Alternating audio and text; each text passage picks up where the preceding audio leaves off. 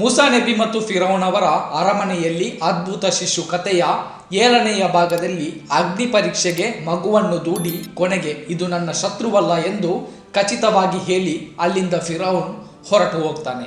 ಆ ಬಳಿಕ ಬೀಬಿಯವರ ಕರುಳಲ್ಲಿ ಆ ಮಗುವಿನ ಮೇಲೆ ಮಮತೆ ಗಾಢವಾಗಿ ಬೇರೂರಿತು.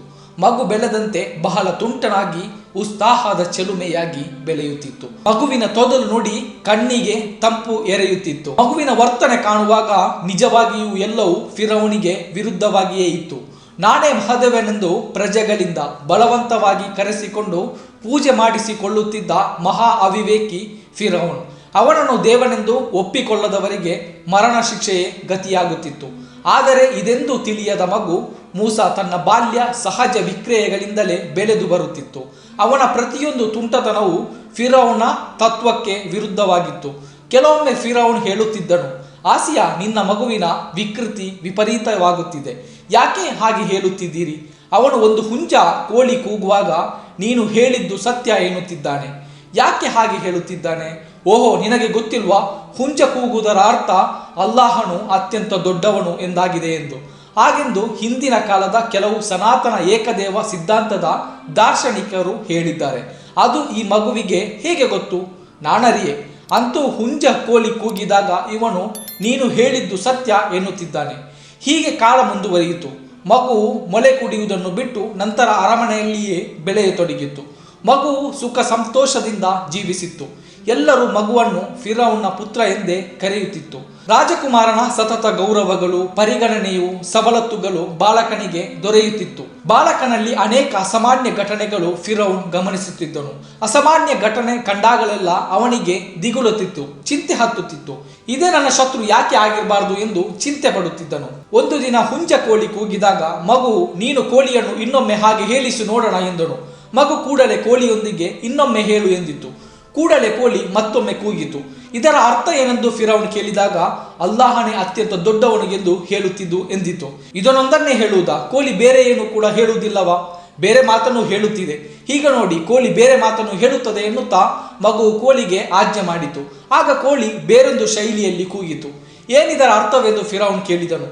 ಇದರ ಅರ್ಥವೇನೆಂದ್ರೆ ನೀನು ಧಿಕ್ಕಾರಿ ಎಂದಾಗಿದೆ. ಲೋ ದುರುಳ ಎನ್ನುತ್ತಾ ಫಿರೌನ್ ಜಗ್ಗನೆ ಎದ್ದನು. ಈ ಕೋಳಿಗೂ ಇಷ್ಟು ಅಹಂಕಾರವೇ?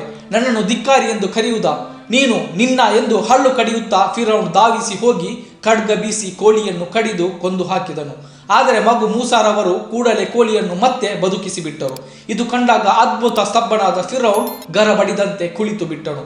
ಈ ವಿಷಯ ತಿಳಿದಾಗ ಬೀಬಿಗಾದ ಸಂತೋಷ ಅಷ್ಟಿಷ್ಟಲ್ಲ. ಈ ಮಗು ಓರ್ವ ಮಹಾತ್ಮನಾಗುವುದರಲ್ಲಿ ಸಂಶಯ ಇಲ್ಲ. ಈ ಹಿಂಸಪ್ರಶುವಾದ ಫಿರೌನ್ನ ನಿಗ್ರಹಕ್ಕೆ ಹುಟ್ಟಿದ ಮಗು ಇದುವೇ ಎನ್ನುವುದರಲ್ಲಿ ಸಂಶಯವಿಲ್ಲ. ಆದರೆ ಈ ದುಷ್ಟನನ್ನು ನಂಬಲಾಗುವುದಿಲ್ಲ. ಯಾವಾಗ ಏನು ಮಾಡುತ್ತಾನೆಂದು ಹೇಳಲಾಗುವುದಿಲ್ಲ. ಬೀಬಿಯವರ ಮನದಲ್ಲಿ ದಿಗಿಲುಗೊಂಡರು. ಹೀಗಿದ್ದರೂ ಕೂಡ ಫಿರೌನಿಗೆ ಮೂಸಾರಲ್ಲಿ ಬಹಳ ಅಕ್ಕರೆ. ಅವನ ಮೇಲೆ ಎಲ್ಲಿಲ್ಲದ ಪ್ರೀತಿ. ಊಟ ಮಾಡುವಾಗಲೂ ಜೊತೆಗೆ ಕೂರುತ್ತಿದ್ದರು. ಮೂಸಾರವರು ಇಲ್ಲದೆ ಫಿರೌನ್ ಊಟ ಮಾಡುತ್ತಿರಲಿಲ್ಲ. ಹೀಗೆ ಒಂದು ದಿನ ಫಿರೌನ್ ಮತ್ತು ಮೂಸಾರವರು ಒಟ್ಟಿಗೆ ಉಣ್ಣುತ್ತಾ ಇದ್ರು. ಕರಿದ ಪಾಕ ಮಾಡಿದ ಆಡಿನ ಮಾಂಸವನ್ನು ತಂದು ಇಡಲಾಗಿತ್ತು. ಆ ಆಡು ಜೀವ ತೆಲೆದು ಎದ್ದು ಹೋದರೆ ಹೇಗಿರಬಹುದು ಎಂದು ಮೂಸಾರವರು ಕೇಳಿದರು. ಲೋ, ಏನು ಹೇಳುತ್ತಾ ಇದೀಯಾ? ನೀನು ಕರಿದ ಆಡು ಜೀವ ತಾಳುವುದೇ? ನೀನೊಬ್ಬ ಮೂರ್ಖ ಎಂದು ಫಿರೌನ್ ಹೇಳ್ತಾನೆ.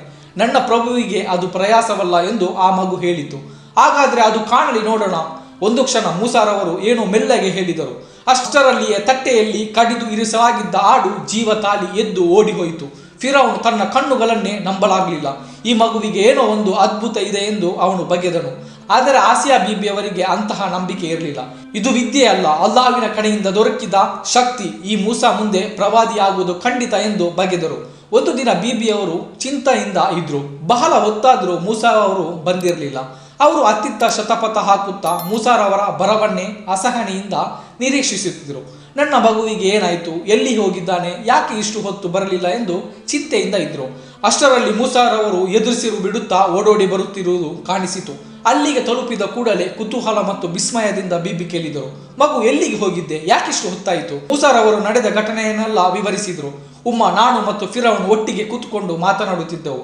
ಮಾತಿನ ಮಧ್ಯೆ ಏನೋ ಅಸಮಾಧಾನ ಉಂಟಾದಾಗ ಫಿರೌನ್ ನನಗೆ ಚೀವಿಟಿದನು. ನಾನು ಕೂಡಲೇ ಎದ್ದು ನಿಂತು ಆತ ಕುಳಿತಿದ್ದ ಮಂಚದ ಮೇಲೆ ಒಂದು ಕಾಲಿಗೆ ನನ್ನ ಕಾಲಿಂದ ಒದ್ದು ಬಿಟ್ಟೆನು. ಅಷ್ಟರಲ್ಲಿ ಮಂಚದ 4 ಕಾಲುಗಳು ಮುರಿದು ಮಂಚವು ನೆಲಕಚ್ಚಿತು. ಅದರ ಮೇಲಿದ್ದ ಫಿರೌನ್ ಕೆಳಗೆ ಬಿದ್ದನು. ಅವನ ಮೈ ಮೇಲೆ ಕೆಲವು ಕಡೆ ಸಣ್ಣ ಪುಟ್ಟ ಗಾಯಗಳಾದವು. ಸಿಟ್ಟು ನೆತ್ತಿಗೇರಿದ ಆತ ಎದ್ದು ನನ್ನತ್ತ ಕೈ ಎತ್ತುತ್ತಾ ಧಾವಿಸಿ ಬಂದನು. ನಾನು ತಪ್ಪಿಸಿಕೊಂಡು ಹೋಗಿ ಮರೆಯಲ್ಲಿ ಅಡಗಿ ಕೂತೆ. ಬಹಳ ಕಡೆ ಅವನು ಹುಡುಕಿದನು, ಸಿಗದಾಗ ಸುಸ್ತಾಗಿ ಹೋಗಿ ಮಲಗಿಕೊಂಡಿದ್ದಾನೆ. ಅಷ್ಟಾದಾಗ ಫಿರೌನ್ ಅಲ್ಲಿಗೆ ತಲುಪಿದನು. ಸಿಟ್ಟಿನಿಂದ ಚಿತ್ತರಿಸುತ್ತಾ, ನಾನು ಅನೇಕ ಬಾರಿ ಕ್ಷಮಿಸಿದೆ. ಈ ದುರ್ಲ ಹುಡುಗನನ್ನು ಇನ್ನು ಬಿಡಲಾರೆ. ಇವನ ವಿಕೃತಿ ಮಿತಿಮೀರತೊಡಗಿತು. ನೋಡು, ನನ್ನ ದೇಹದಲ್ಲಿ ಗಾಯ ನೋಡು. ಇವನು ನನ್ನ ಮಂಚವನ್ನು ಒಂದೇ ಒದೆಗೆ ಹುಡಿಗೆಯ್ದು ನನ್ನನ್ನು ಗಾಯಗೊಳಿಸಿದ್ದಾನೆ. ನಿನ್ನ ಕಾರಣದಿಂದಲೇ ಇವತ್ತು ಇಷ್ಟರವರೆಗೆ ಇವನು ಬದುಕಿದ್ದ. ನೀನಲ್ಲದಿದ್ದರೆ ಈಗಾಗಲೇ ಸತ್ತು ಮಣ್ಣಾಗುತ್ತಿದ್ದ ಈ ಮುಟ್ಟಾಳ. ಇನ್ನು ಈ ಕೋಮನನ್ನು ನಾನು ಸುಮ್ಮನೆ ಬಿಡಲಾರೆ. ನಿನ್ನ ಸಲುಗೆಯಿಂದಲೇ ಇವನು ಇಷ್ಟು ಬೆಳೆದದ್ದು. ಫಿರೌನು ಆಕ್ರೋಶದಿಂದ ಕೋಪಗೊಂಡನು. ಫಿರೌನಿಗೆ ಬೀಬಿಯವರ ಮಾತು ಕೇಳಿ ಭಯವಾಯಿತು. ನಿಜವಾಗಿಯೂ ಇದೆಲ್ಲ ಯಾಕೆ ನಡೆಯುತ್ತಿದೆ? ಮೂಸಾ ಯಾಕೆ ಈ ವಿಕೃತಿಯನ್ನು ತೋರಿಸುತ್ತಿದ್ದಾನೆ? ಆದರೆ ನನ್ನ ಬಳಿಯಾಗಲಿ ಬೇರೆ ಯಾರ ಬಳಿಯಾಗಲಿ ಮೂಸಾ ಏನು ತಕರಾರು ಮಾಡುವುದಿಲ್ಲ. ತಂಟೆ ಇಲ್ಲದೆ ಬಹಳ ನಯಾನಾಜೂಕಿನಿಂದ ಇರ್ತಾನೆ. ಆದರೆ ಫಿರೌನ ಬಳಿ ಮಾತ್ರ ಆತ ವ್ಯಗ್ರನಾಗುತ್ತಾನೆ. ಇದು ನಿಜದಲ್ಲಿ ಮುಂದೆ ಬರುವ ಅನಾಹುತದ ಸೂಚನೆಯೇ. ಕೂತುಕೊಂಡಿದ್ದ ಮಂಚವನ್ನೇ ಒಂದೇ ಹೊಡೆತಕ್ಕೆ ಹುಡಿಗಟ್ಟಿ ನೆಲಗೆ ಉರುಳಿಸಿದ್ದಾನೆ. ಮುಂದೆ ಫಿರೌನ ರಾಜ ಅಧಿಕಾರದಿಂದ ಕೆಳಗೆ ಇಳಿಸಿರುವ ಸಂಕೇತವೇ. ಬೀಬಿ ಮನದಲ್ಲಿಯೇ ನಡೆದುಕೊಂಡರು.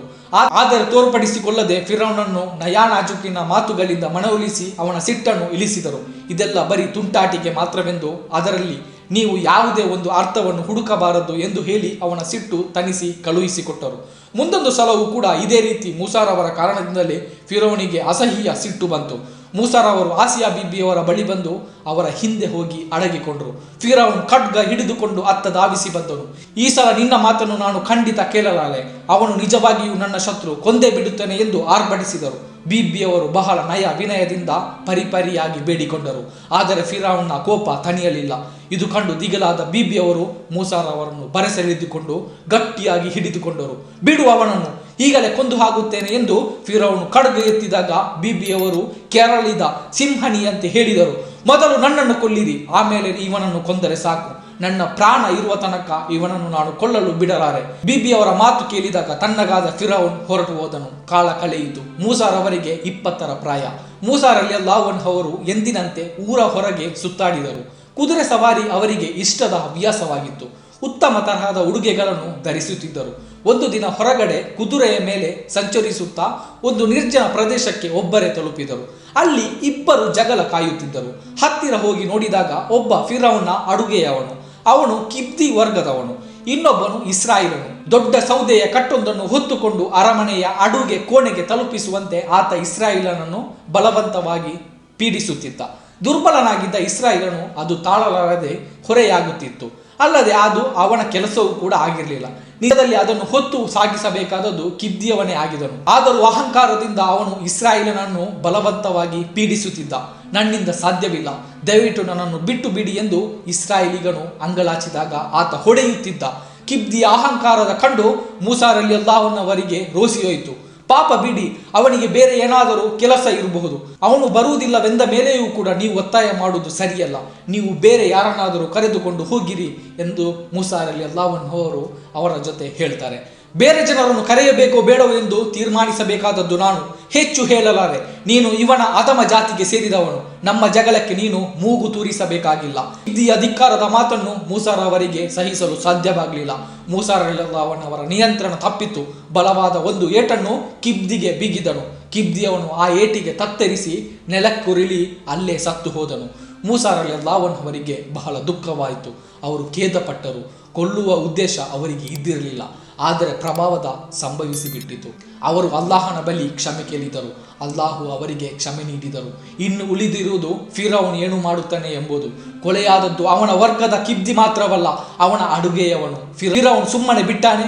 ಆದರೆ ಈ ಸಂಭವ ಅವರಿಗೆ ಇಬ್ಬರಿಗಲ್ಲದೆ ಬೇರೆ ಯಾರಿಗೂ ಕೂಡ ಗೊತ್ತಿರಲಿಲ್ಲ. ಅವರಿಬ್ಬರು ಸದ್ದಿಲ್ಲದೆ ಅಲ್ಲಿಂದ ಹೊರಟು ಹೋದರು. ಇಸ್ರಾಯೇಲನು ಅವನ ಮನೆಗೂ ಮೂಸಾರವರು ಅರಮನೆಗೆ ತಲುಪಿದರು. ಕಿಬ್ದಿ ಕೊಲೆಯಾಗಿ ಬಿದ್ದಿರುವುದು ಯಾರೋ ಕಂಡು ಊರಿಡಿ ಸುದ್ದಿ ಹರಡಿಸಿತು. ಅಪರಾಧ ಪತ್ತೆದಲವು ಸ್ಥಳಕ್ಕೆ ಧಾವಿಸಿತು. ಕೊಲೆಯಾದದ್ದು ತನ್ನ ಅಡುಗೆಯವನಾದ್ದರಿಂದ ಶೀಘ್ರದಲ್ಲಿ ಕೊಲೆಗಾರನ ಬಂಧನ ನಡೆಯಬೇಕೆಂದು ಫಿರೌನನು ಆಕ್ರೋಶಿಸಿದನು. ತನಿಖೆ ತೀವ್ರಗೊಂಡಿತು. ಅಪರಾಧ ಪತ್ತೆದಳದವರು ವ್ಯಾಪಕ ಶೋಧ ನಡೆಸಿದರು. ಆದರೆ ಯಾವ ಸುಳಿಯೂ ಕೂಡ ಸಿಗಲಿಲ್ಲ. ಮರುದಿನ ಮೂಸಾರಲ್ಲಿ ಅವರು ಇನ್ನೊಂದು ಕಡೆ ಸಂಚರಿಸುತ್ತಿದ್ದಾಗ ನಿನ್ನೆಯ ದಿನ ಕಿಬ್ದಿಯೊಂದಿಗೆ ಜಗಳ ಮಾಡ್ತಾ ಇದ್ದ ಅದೇ ಇಸ್ರಾಯೇಲನು ಇನ್ನೊಬ್ಬನೊಂದಿಗೆ ಜಗಳ ಮಾಡುತ್ತಿರುವುದು ಕಾಣಿಸಿತು. ಒಮ್ಮೆ ಮೂಸಾರವರಿಗೆ ಈ ಇಸ್ರಾಯೇಲನು ಓರ್ವ ಜಗಳ ಗಂಟನಿರಬೇಕು, ಇವನು ಎಲ್ಲರೊಂದಿಗೆ ಜಗಳವಾಡುವ ಸ್ವಭಾವದವನು ಆಗಿರಬೇಕು ಎಂದು ಸಂಶಯ ಬಂದು ಇಸ್ರಾಯೇಲನನ್ನು ಗದರಿಸಿದರು. ಆದರೆ ಈ ಸಲವು ಕಿಬ್ದಿಯದೇ ತಪ್ಪು ಎಂದು ಗೊತ್ತಾದಾಗ ಕಿಬ್ದಿಯನ್ನು ಹಿಡಿಯಲು ಮುಂದಾದರು. ಆದರೆ ಮೂಸಾರವರು ನಡೆಗೆ ಹೊಡೆಯಲು ಬರುತ್ತಿದ್ದಾರೆ ಎಂದು ಭಾವಿಸಿಕೊಂಡ ಇಸ್ರಾಯೇಲನು, ಮೂಸಾ, ನಿನ್ನೆ ಕಿಬ್ದಿಯನ್ನು ಕೊಂದಂತೆ ಇಂದು ನನ್ನನ್ನು ಕೊಲ್ಲಲು ಬರುತ್ತಿದೆಯಾ ಎಂದು ಹೇಳಿಬಿಟ್ಟರು. ಕಿಬ್ದಿಯ ಕಿವಿಗೆ ಈ ಮಾತು ಬಿದ್ದದೆ ತಡ ಸೀದಾ ಅಲ್ಲಿಂದ ಓಡಿ ಹೋಗಿ ಫಿರೌನಿಗೆ ಸುದ್ದಿ ತಿಳಿಸಿದನು. ನಿನ್ನೆಯ ದಿನ ಕಿಬ್ದಿಯನ್ನು ಕೊಂದದ್ದು ಮೂಸಾ ಎಂಬ ಸುದ್ದಿ ಕಾಡ್ಗಿಚ್ಚಿನಂತೆ ಹಬ್ಬಿತು. ಫಿರೌನ್ ಸಿಟ್ಟಿನಿಂದ ಕಿಡಿಕಿಡಿಯಾದನು. ಈ ಮೂಸಾ ನನ್ನ ಶತ್ರು ಎನ್ನುವುದು ಈಗ ಖಾತ್ರಿಯಾಯಿತು.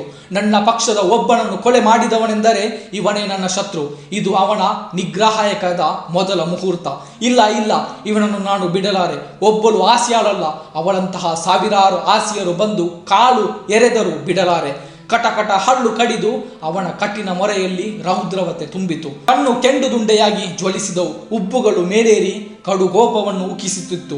ಎರಡು ಕೈಗಳನ್ನು ಕೂಡಿಸಿ ಮುಷ್ಟಿ ಹಿಡಿದುಕೊಂಡು ಸಿಟ್ಟಿನಿಂದ ಕುದಿಯುತ್ತಿದ್ದನು. ಕೂಡಲೇ ಸಾವಿರಾರು ಭಟರನ್ನು ಚೂಬಿಟ್ಟು ಎಲ್ಲಿದ್ದರೂ ಮೂಸಾರರೆಲ್ಲವನ್ನವರನ್ನು ಹಿಡಿದು ಎಳೆದುಕೊಂಡು ಬನ್ನಿ ಎಂದು ಆಜ್ಞೆ ಹೊರಡಿಸಿದನು. ಮುಂದೆ ಏನಾಯಿತು ಎಂಬುದನ್ನು ಮುಂದಿನ ಸಂಚಿಕೆಯಲ್ಲಿ ನೋಡೋಣ.